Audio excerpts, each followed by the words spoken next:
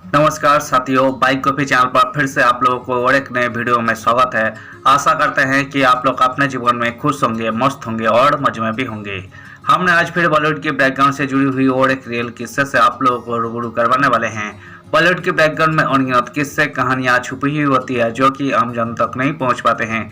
हमारे चैनल पर हम कोशिश करते हैं उन्हीं किस्से कहानियों को आपके सामने लाने की। तो चलिए कहानियों पे चलते हैं, शुरू करते हैं बॉलीवुड की बैकग्राउंड से जुड़ी हुई छुपी हुई और एक नई किस्से। कजन से शादी, फकीर से गाने की प्रेरणा। भारत विभाजन ने कुछ यूं बदली मोहम्मद रफी की जिंदगी। मोहम्मद रफी एक फकीर की आवाज के इतने कायल थे कि उनके गाने के पीछे चले जाते थे।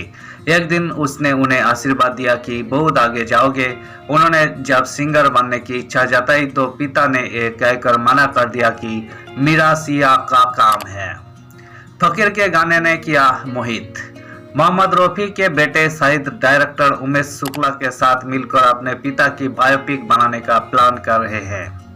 बीकी लालवानी से बातचीत में उन्होंने बताया कि इस फिल्मों में उनके पिता की जर्नी होगी। शाहिद बोले, मैं दिखाना चाहता हूं कि 8 और 9 साल की उम्र से उन्होंने कैसे गाना शुरू किया, कैसे वही लाहौर की गलियों में गाकर निकलने वाले फकीर से इंस्पायर हुए जो कि एक तरह बजाता था। मेरे पिता चुपचाप उसकी आवाज के पीछे चले जाते थे। एक बार फकीर ने पूछा कि वही उसका पीछा क्यों कर रहे हैं। मेरे पिता ने बताया कि उन्हें उसकी आवाज से प्यार हो गया है और फकीर जो गाना गाता है उस पर मोहित हो गए हैं। फकीर ने उन्हें आशीर्वाद दिया और कहा कि बहुत आगे जाओगे। मोहम्मद रफी का बचपन लाहौर में बीता और सिंगर बनने की चाह में वही मुंबई आ गए। भारत का विभाजन हुआ तो उन्हें पहली पत्नी से अलग होना पड़ा, लेकिन वही अपने बेटे को साथ ले आए।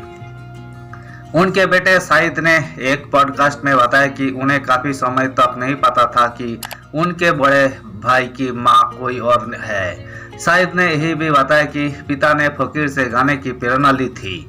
दादाजी थे गाने के खिलाफ। शाहिद ने बताया कि उनके दादाजी को पिताजी के गाने का आइडिया एकदम पसंद नहीं आया। वही बोलते, मिरासिया का काम नहीं है हमारा, ये गलत काम है, ये हम नहीं करते।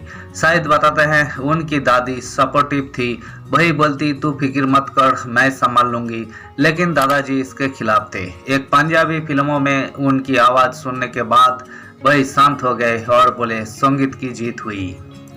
कजन से हुई थी पहली शादी। मोहम्मद रफी जब छोटे थे तो उनका बचपन लाहौर में बीता था। उनके पिता की नाई की दुकान थी और रफी भी लोगों के दाढ़ी बाल बनाते थे।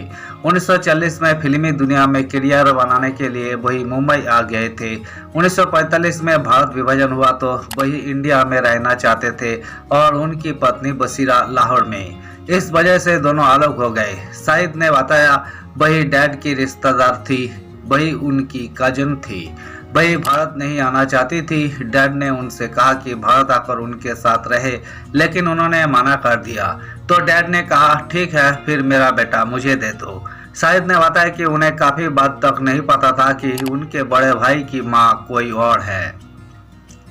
शाहिद बोले, मेरी माँ उन्हें ज्यादा प्यार करती थी, वही हम 7 भाइयों में से ही थे। धन्यवाद साथियों, इस वीडियो में हमने बॉलीवुड के मशहूर सिंगर मोहम्मद रफी से जुड़ी हुई उनके बेटे शाहिद रफी की इंटरव्यू से जुड़ी हुई किस्से को आपके सामने रखने की कोशिश की है। उम्मीद है दोस्तों वीडियो आपको जरूर पसंद आई होगी।